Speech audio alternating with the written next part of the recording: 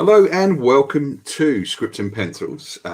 This is the Comic Creator interview podcast from the Comic Crush. I'm Paul, and I'm here today with Jeremy Holt, who has written this wonderful new book, Made in Korea. It's being drawn by George Schall. Have I said that right? You have. It's an incredible book. I was lucky enough to take a look at a couple of the issues in advance. Jeremy, welcome to the show. Thanks for having me. It's nice to finally meet face to face. Yeah, indeed. We have talked before about your book After Houdini, which I do advise anyone out there who's interested in kind of Victorian supernatural fiction. Would that be a fair sort of short assessment of it? That's a very accurate assessment. If anyone's interested in that sort of stuff, to seek out that. So it's after Houdini comes first, and then it's before Houdini is the sequel, prequel. Yeah. I do advise anyone who's got an interest in that sort of kind of Holmesian supernatural fiction to check those out. They're on Insight Books. They are available now. They're wonderful books. I really enjoyed those. That interview never saw the light of day. Unfortunately, this one will. For various technical reasons. Sorry about that, guys.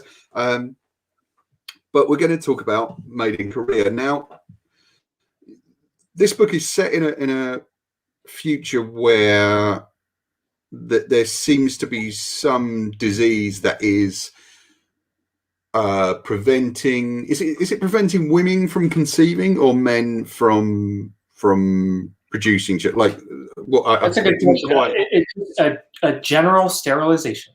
Kids are no longer a thing.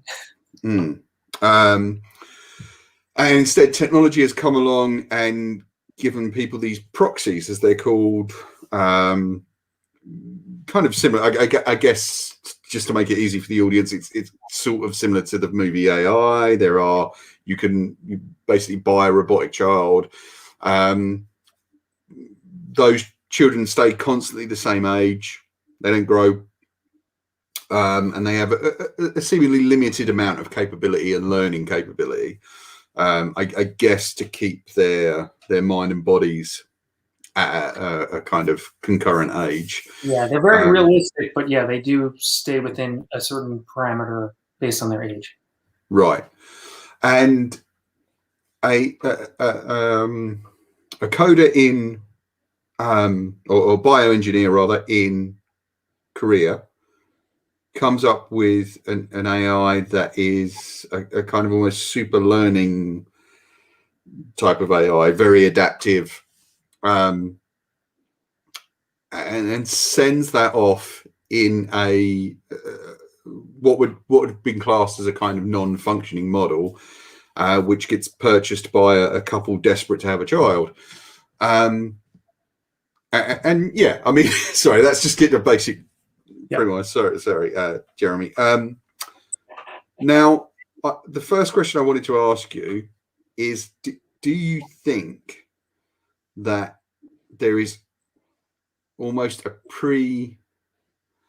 kind of built-in predeterminism in human beings to create technologies that will supplant us eventually? 100%. I think that the things we create are within our own likeness and image. It's kind of hard not to design something that anything really that kind of has a face to it. I've kind of did a little research into just how products get made, especially things that are supposed to replicate kind of the human experience or support the human experience. And yeah, I mean, this proxy known as Jessie is the first true AI system. So this her maker, this bioengineer, Kim Dong-chul, is the first to basically crack the code of the human consciousness. But he realizes he does it on company time, and he decides to stow away his algorithm in basically a heavily discounted proxy. Right. As a sort of grace note, the industry, the company that he's working for is Wook Jin Industries.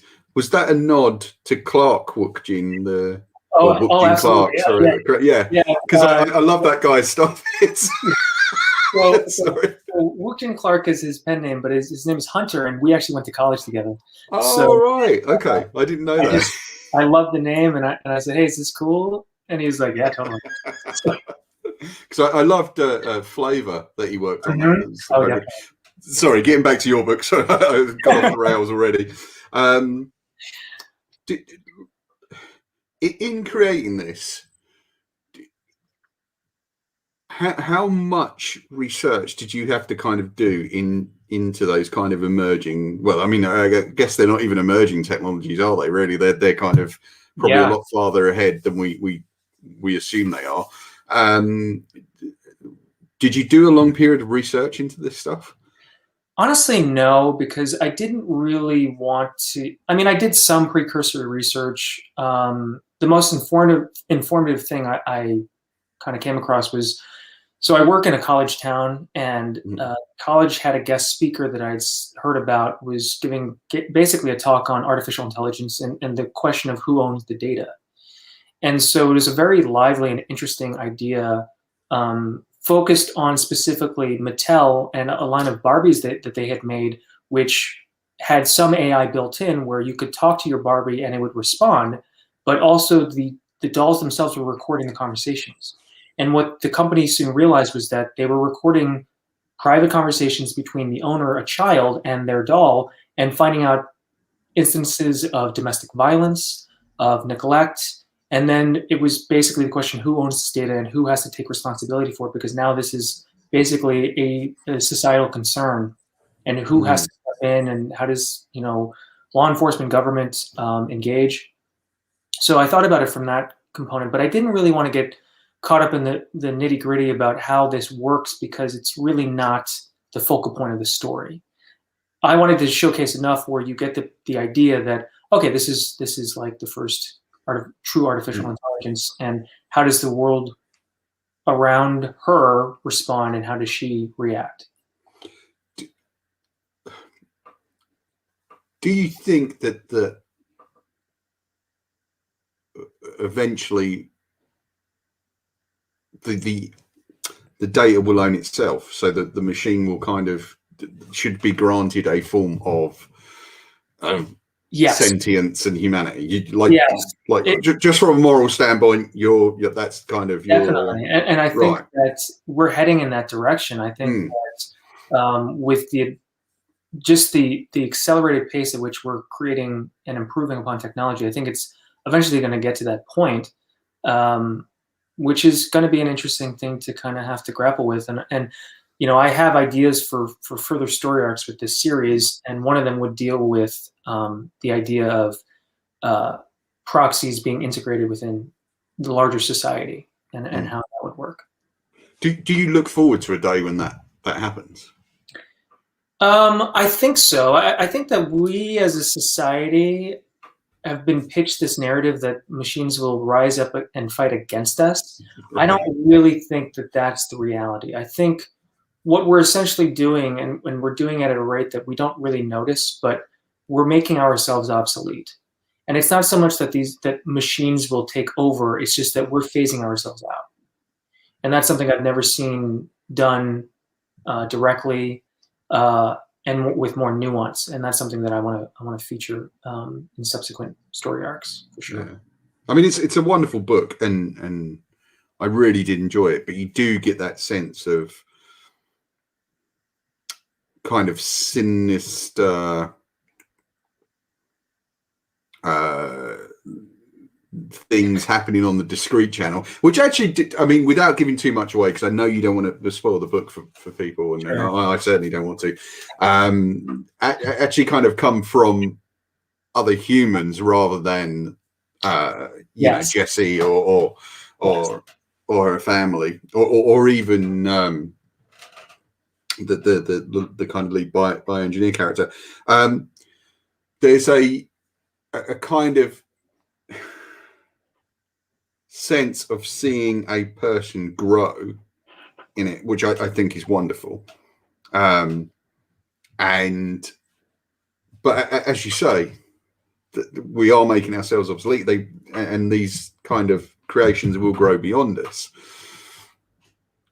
Are you concerned about that in any way, or again, is that something you're kind of happy to see? Like, I mean, I know it's just kind of all very abstract. I think, well, I mean, on a creative level, I'm very excited to see that happen, because there's just obviously more story to tell within this world that George and I have created.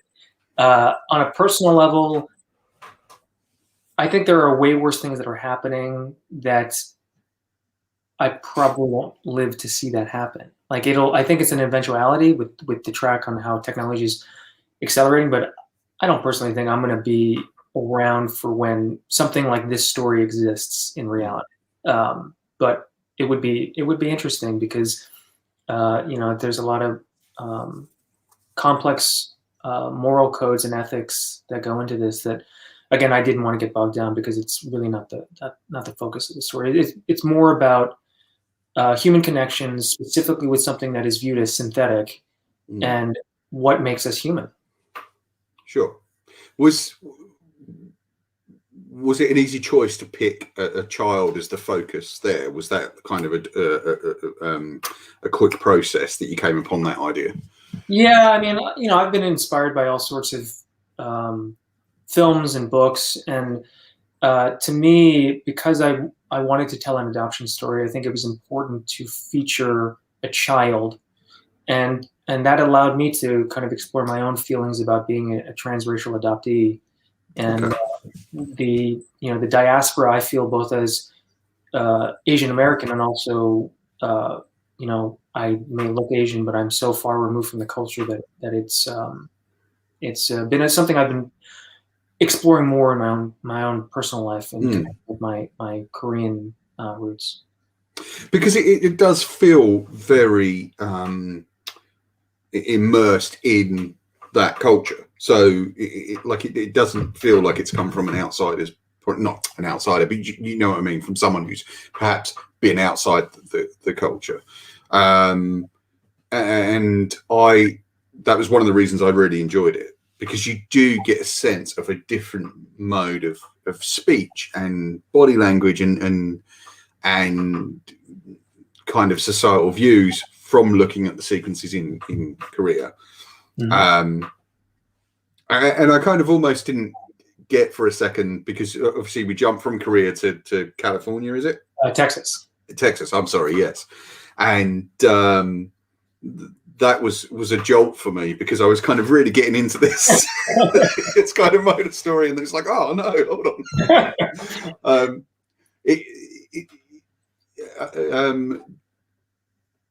Do you find that going on that sort of journey of discovery, you kind of want to incorporate almost more than you possibly can fit into the book? Do you know what I mean about Korean culture? Yeah, I mean, it was an interesting thing, because very late into the writing process, I decided to include, I needed to straddle between two very different worlds, America and Korea, specifically Texas and Korea. And I wanted to try to give as much, lack of a better term, screen time for both these locations, because they both play an integral part to the story. They significantly, or they have a significance to Jessie as a character, because of her evolution and her trying to figure out where she fits in. And it's not just fitting in within the town that she lives in, but fitting in within the world as a whole. And it allowed me to have that stark contrast between the two locations. Really, for me, I wanted to make it very apparent of the disconnect that Asian Americans and even adoptees feel, straddling two cultures and not feeling like they belong to either. And respectfully, if you don't mind me asking, have you kind of sought out your birth parents since discovering you were adopted and things like that? Like, I'm sure you. Is that something you went through?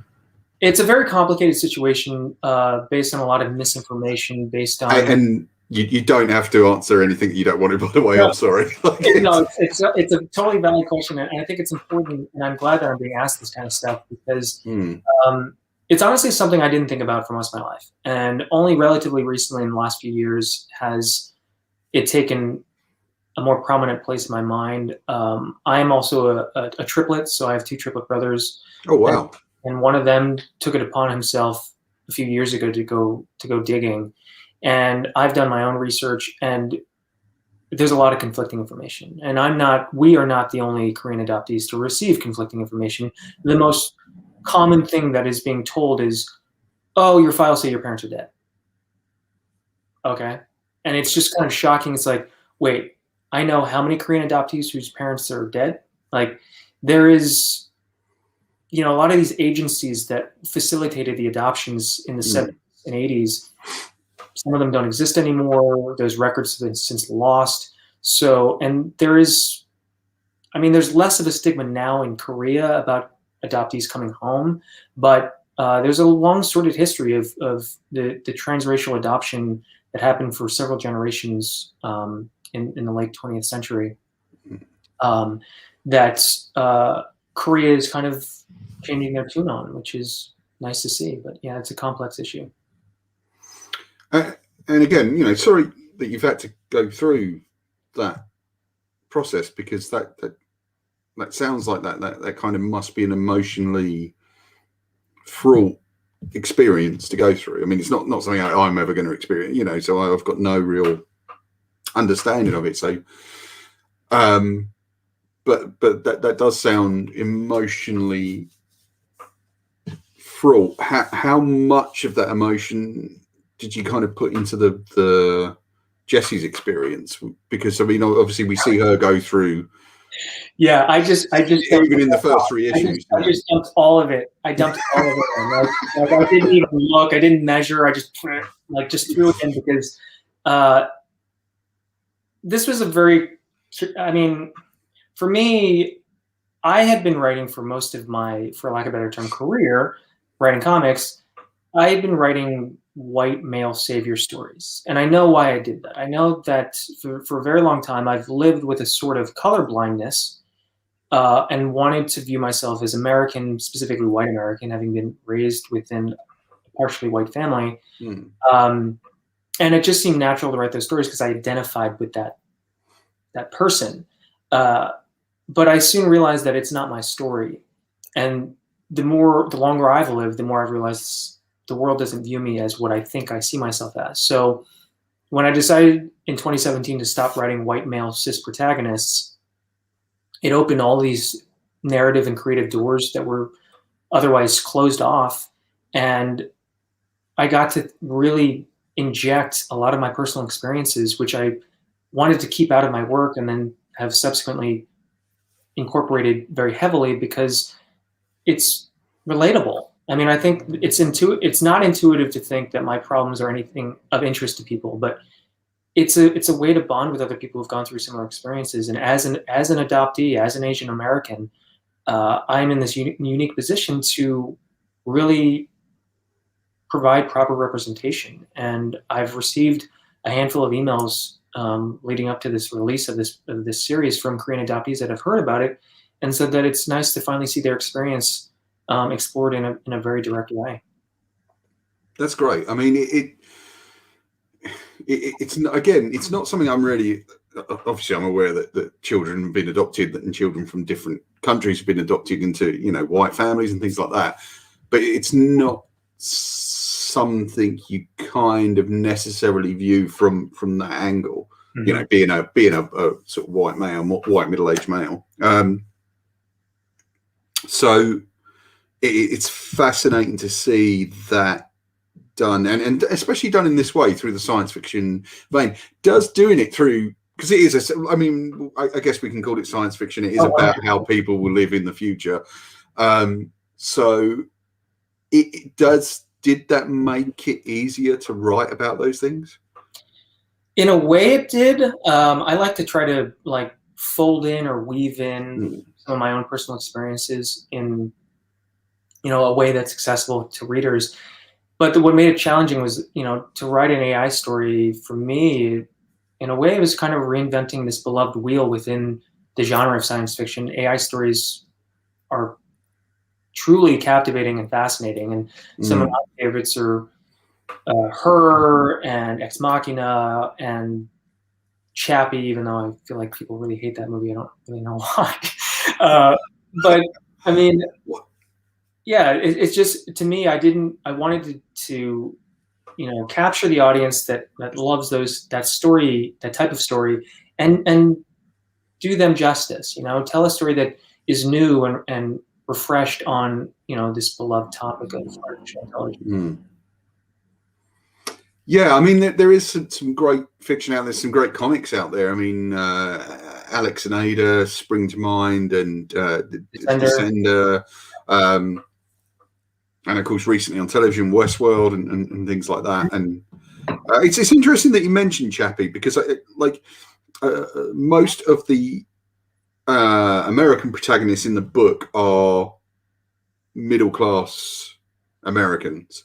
Yeah. And I think the problem that people might have had with Chappie is, and this is something I kind of have slightly experienced growing up, because I come from a very working class background, is that people do not want to see, working class people, or, kind of take any kind of big steps up. And I guess that's what the kind of protagonists of Chappie do. I mean, you could even say they're not less than working class, but they wouldn't even be considered a class of society because they're criminals, Yeah. And I wonder if that was the issue with that, is just. That's interesting.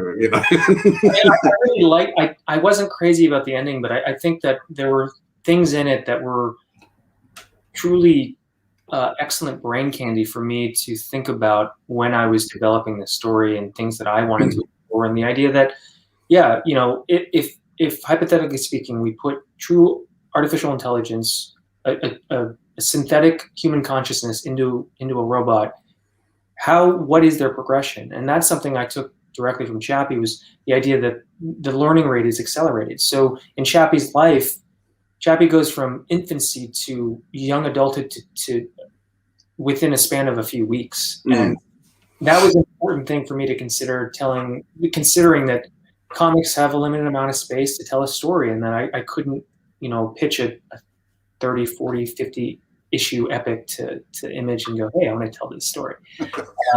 So there was... not yet. I mean, they might, I'm hoping the book does well enough that you will be able to do that, because that would be great. But yeah, and also it's very interesting, because unlike Chappie, this is, this experience is happening for a very realistic, a hyper realistic robot. So we are already supplanting and projecting our own ideas of what this proxy is and should act like. So when Jessie basically transgresses all the things that her parents are expected to experience from their proxy, it's very disorienting for them as well. And that leads into this idea of, what does parenthood mean? What does it mean in this story when parents are desperate to have parenthood as part of the human experience, to raise a child, even if it's synthetic? And also, as an adoptee, who are the real parents? The ones that made me, or the ones that raised me? And it's the nature versus nurture argument that is even more interesting through the lens of sci-fi. And I suppose to a certain extent, we kind of all become our own parents after a while, don't we? And I don't mean that we kind of copy what our parents are, although there's an element of that, but we have to start looking after ourselves, and we have to make our own decisions, and we have to, and I think it's weird that, not weird, but it is disorienting, as you say, that Jessie kind of starts doing that quite early on, and as I'm sure people will see in the book, at least from my point of view, the decisions she makes really aren't that great, and they're not as informed as they should be. And of course, she becomes subject to something that I think is a real danger in society now. And I want to be clear when I say this, because I'm not saying it from a racial standpoint, because I think it happens in, unfortunately, a lot of, like it happens in everyone. It's whether they're from England and they're white, or they're from somewhere else and they, you know, the real danger, one of the real dangers I find in society now is radicalization. Yeah. And we seem to be desperate to become radicalized over the simplest and in some ways stupidest ideas, which, you know, we've seen to a great extent during the pandemic. Yeah, especially with, like, I think I talk about QAnon with a friend of mine pretty regularly, and how it's just such a rabbit hole, and it's so easy for people not understanding what it is to fall down it. And even my friend who, you know, she works at Google. She works within one of their AI divisions. I've spoken to her at length about this story. She's also a very talented screenwriter, but she's done a deep dive into QAnon, and she said even as someone who's educated and understands what it is, if you go looking at it too long, it's a vertigo effect. You start to lose your bearings, and you don't know what is real. Yeah, and it can capture anybody, and that's so that's an aspect of the story that I wanted to focus on, regarding peer pressure, regarding trying to fit in, which to me is a good vehicle for some larger themes in the story that I think is, honestly, without spoiling it, predominantly an American issue. And I'm curious to see what people think of it. Yeah.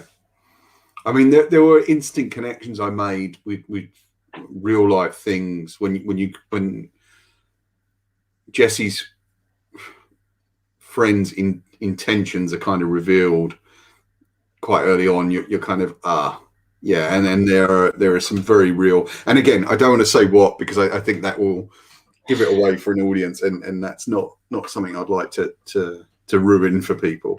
And it is better if that thing kind of creeps up on you and sort of grabs you very suddenly. Is it scary to write that stuff? Honestly, it wasn't. The subject that you and I are talking about is something that I've actually I experienced firsthand. Okay. I have experienced firsthand in kind of a missed situation. God, it's so hard to talk about this cryptically. I work at a school as a day job, as I do tech support, and there are certain things, there's certain training that school professionals, whether you're part of the staff or the faculty, you have to go through working at a school. Things that training that was not something that was part of your daily or your yearly job. Yeah, I think I can. Yeah, 20 some odd years ago. So yeah, and so I have thought about this topic a lot, and I've wanted to explore it because I've read a couple comics that have touched upon it. The only one I can think of off the top of my head is Alish Kott did a graphic novella with Image called Wild Children that Riley Rossmo that I really, really liked, and I wanted to tell that or talk about that topic in my own way, and sort of kind of live vicariously through the protagonist of Jesse. And the research was it was hard to read. It was hard to understand some of the events that have happened in the span of, I guess 20, 25 plus years where this has become more prevalent. But yeah, I'm very curious to know what people think of that, because from the people that have read the first few issues, I think the unanimous opinion is they didn't see it coming. Because I think most people want to think of just the sci-fi and just focus on that. But I think that is just one component. And again, that's why I didn't go hard into the hard science of it, because it's not really that important to my story. And it kind of gives you another emotional core to respond to. And that I found was the most kind of terrifying, you know, as you were talking about earlier, this kind of rise of the robots kind of mentality isn't necessarily something that you get from the book, but what you do get is the rise of radicalization and things like that, and that I do find utterly terrifying. And I find it really hard to engage with, because I see it in people like yourself. You know, I've seen it in friends and things, and at that point I've had to kind of just sort of back away and, you know, this isn't for me, thank you very much. That's the best way to handle it. I mean, yeah, it is hard when it's someone you know or someone you love, and it's, I think we all have family or extended family that's like, okay, we're just not going to talk about this. Yeah. But also it's not, I mean, when we say radicalization, we can also talk about the extremity of not even a worldview, but of attitude now. I find it really, really alarming when I look at people and just the way they act is, there's no kind of baseline anymore. Yeah, there's no middle. And I feel like just with, you know, the topic of politics as a broad, if we're going to talk about it broadly, it's just, it's this good versus evil, constant. Right or wrong, and I think that within American politics, there's just this constant butting of heads because either side is constantly invalidating the other. And I think that you have to at some point just say, okay, I believe what I believe, you believe what you believe, whatever you believe is valid, whatever I believe is valid. Now let's have a conversation. But if you go into that conversation saying you were wrong and you're stupid, game over. There's no, like you say, baseline. There's no middle. Nobody really wants to see a resolution. They just want to be right, and I think it feels very bipolar. And that was also something I was thinking about as far as, you know, Jesse's character development is she's feeling she's being pulled in two different directions simultaneously, and she doesn't actually know it until it's a bit too late, and then she has to pivot. I mean, it's an amazing thing to see that in just the 3 issues that I've read, that you've managed to kind of bring up so many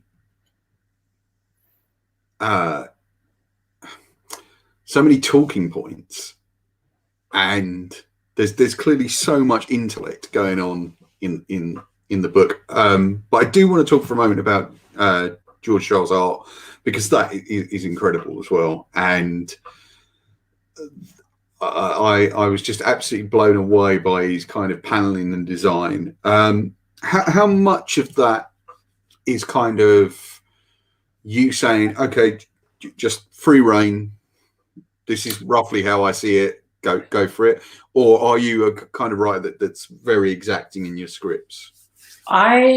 This has been a long teachable moment for me, a learning lesson I constantly learn, where when I started 12 years ago writing stories, I micromanaged the crap out of my collaborators, and because I just was a perfectionist. And then I read an interview with Brian K. Vaughan, who is really the inspiration for why I started writing comics. He said in an interview where the only thing that he cares about with his scripts that he's married to is the pacing. So as long as the pacing isn't changed, he's not married to any other aspect of it. And if our artist needs to move panels, add panels, remove panels, you know, that's the artist's job. They're handling the visuals. He's handling the story. So thinking about that, and working with so many artists at this point in my career, George and I just have a shorthand. We developed a shorthand over the last 4 years working on this. And I provided context and some sort of like, you know, reference images for locations, but they totally ran with it as far as like costumes and the fashion alone, totally George. And that's impressive because I gave zero thought to it, which is kind of an important thing in a futuristic story, at least a future that's set just outside of our reality.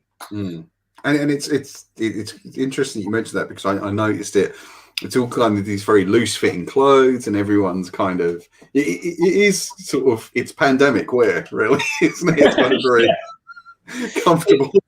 It's one of these things where, you know, George and I talked about it for a while about the aesthetic, and we both really, as far as fashion, referenced the film Her, because what Spike Jonze did such a great job on with his costume designer and the whole team there was that they created a future that little small things that made it seem not of our present day reality, like high-waisted pants. Very simple solution to making it feeling a little foreign, even though it's supposed to be, you know, a futuristic LA. And it's stuff like that that George and I wanted to utilize. And we didn't want to have a story with flying cars and stuff like that. We wanted realistic tech. We wanted stuff that made sense and served the story, but wasn't a distraction. Yeah, completely. Because it and again, sci-fi is, you know, where we're, you know, how we live in the future, and it's got to be kind of digestible and understandable to where we are now. I mean, I being an older person, I look around me now, and my mind is utterly blown by what technology can do. I have those moments where I'm looking and I think, this is basically the future. Yeah. Like, I'm trying to think of the last piece of tech I saw where I just thought, well, this is the future. You know, we all want hoverboards and flying cars, but we're kind of already there with something. Like, I think I get overwhelmed with that sensation when I'm watching reruns of a TV show, like, say, Seinfeld.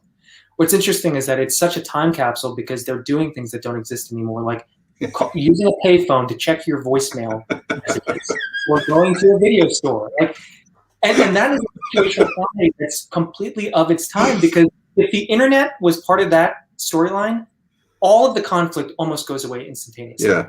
They don't miss each other. They are constantly in communication, but it creates all new sorts of comedic drama. Like, thinking about George as being someone on Twitter, he would have been canceled immediately. He would have been canceled immediately. Yeah, as I think a lot of us would have. Do you know what I mean? If we had perhaps adopted Twitter, if I had adopted Twitter a few years earlier, I'd have been like, yeah, goodbye. And I feel like I'm of the age where I interact or come across some new tech, mainly an app these days, where I'm just like, hard pass. And I think that I've gotten to so like TikTok, not for me. Like, back when I worked in comic shops, and of course you're always looking for ways to get the word out there about what you're doing in a store. We talked for about 3 minutes about TikTok, and it was just like, yeah, this isn't gonna like. Yeah, no. It's one of these things where it's like, do we attempt it? And if we do, we might fall flat on our face at trying it. And and it's interesting that I have a brother who's a social media influencer, and as a triplet, it's a very strange time to live within a time period where, you know, we have the internet, because he's all over TikTok, and weekly I get messages from friends like, is this your brother? It's like, yeah, it's my brother. I'm like, because for a second they think it's me on TikTok. Yeah. Like, no. Because are you all identical? We are identical. We did have a DNA test done on our birthday, I don't know, 4 or 5 years ago, and the DNA test says we're 99% identical. If you saw photos of us, I mean, we've lived very different lives, so we do look different. I would say that Chris and Justin look very much alike, just by the fact that they're just covered in tattoos, and they like to kind of look the same. They've had the same haircuts. They sort of have matching tattoos. They both work out heavily. And what I found out through my own adoption was that for the first year of my life, I was by myself, which I think is very telling about how when people meet us, they just see a stark contrast between me and them. And I've kind of read up into this, and I think that you know, the most formative years for a child's development is between 8 and 12 months.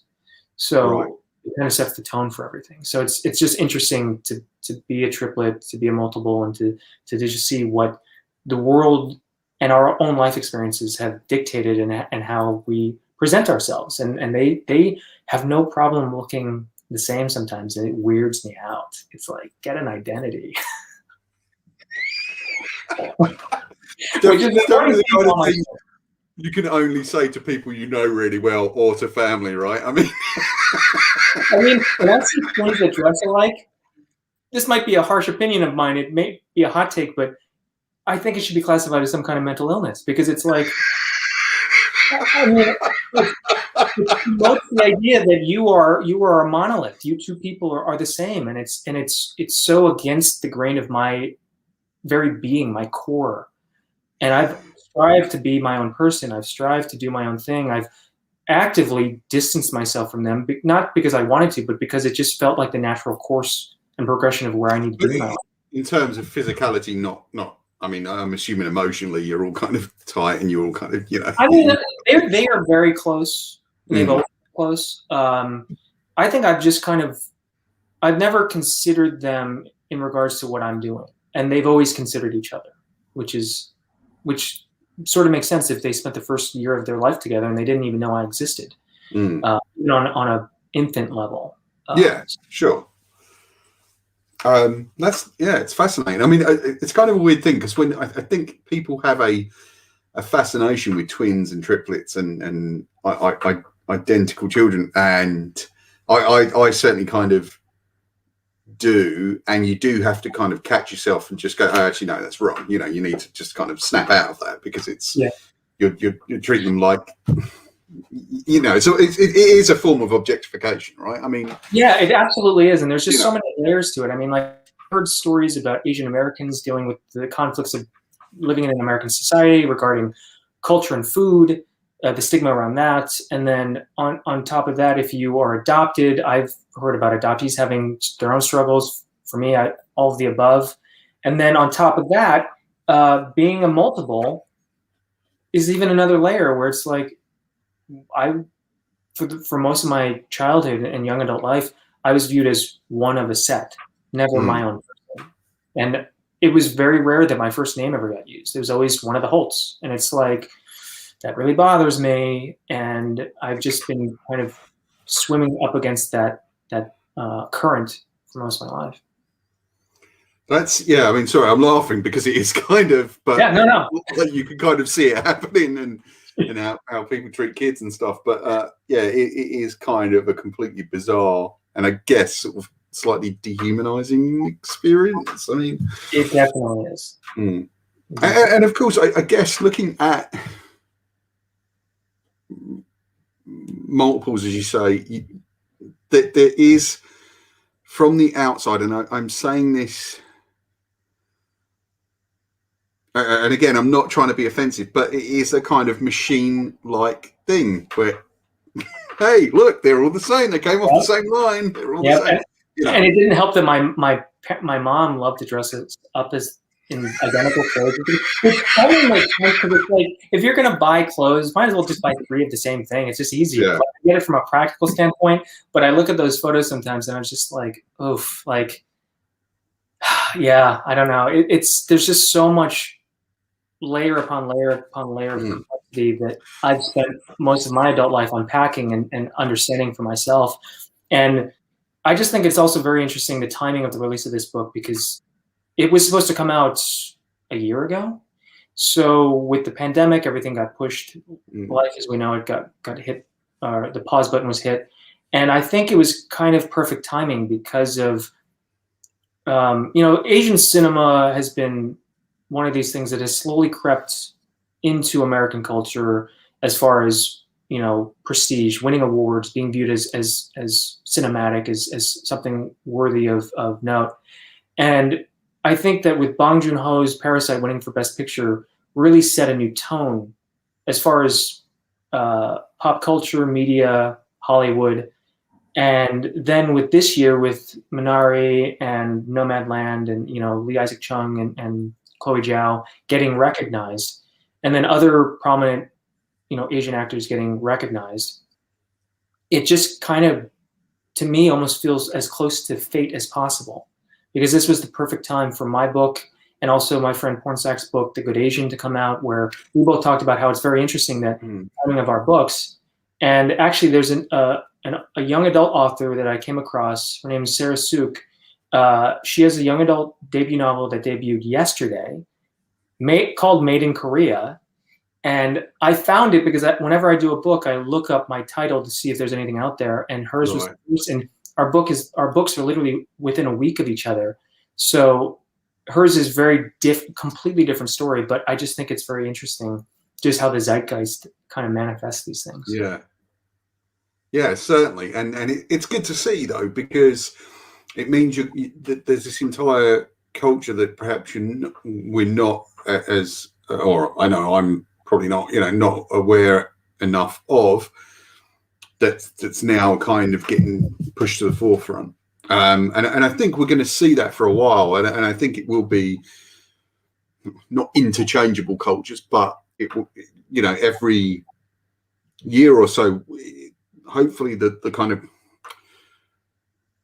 wheel is going to turn and we're going to see, okay, there's more of that culture, and we're going to, because slowly what happens there is progression, and you get a bit more understanding and hopefully less intolerance, less kind of, it's just, I mean, for me, I actually loathe the term race, because it's just like, look, there's one race, it's the human race, that's it. It's real. On some level, we all want the same things. And we all came from the same place, and it's the same planet, it's just different land masses, and and the reason why people look different is because we all kind of migrated to different places at different times and started changing those cultures, and it's just like, look, this is in a way that should be celebrated. And I think that I mean, technology has definitely helped that to some degree. I think there's obviously a lot of work, and I think it gets more complicated with what the internet is doing to I don't know, separate us, to break us into different camps, train of thought. But yeah, I just think, like, with this, thinking big picture, it's interesting how some stories can live on in different mediums. So, like, a part of me has always kind of held on to the fantasy or concept that if this ever was adapted into something, it would be a great opportunity to bridge the gap between, say, Korean cinema and American cinema. And I specifically wrote, this bioengineer to not speak English, because I like the idea of some big Korean actor being cast in this role, and it being broadcast in America, and just getting a real deep dive of both cultures, and the cross-pollination of exposure. That would be great. I mean, I love those sequences of him kind of trying to adopt into English, and then, of course, when he does finally meet an American, she's Chinese American, so it all becomes redundant straight away. And I absolutely love that, and just a terrific book. Jeremy, there are so many more questions and things I want to ask you. I hope we get to talk again soon, because I love the books. They're terrific. I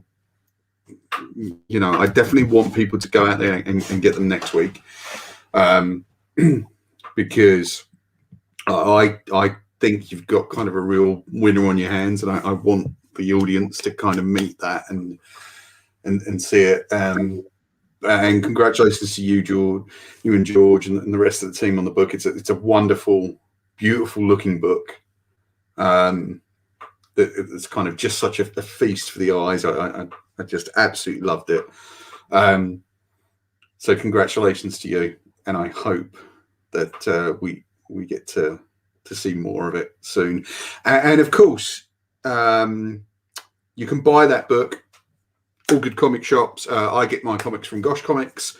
I'm sure if you give those guys a call or hit them up on the internet, you'll be able to secure yourself a copy. It's certainly something you should do. I've got a feeling it's probably going to sell out. It's such a good book. I think it will. Like, I mean, it's just really terrific.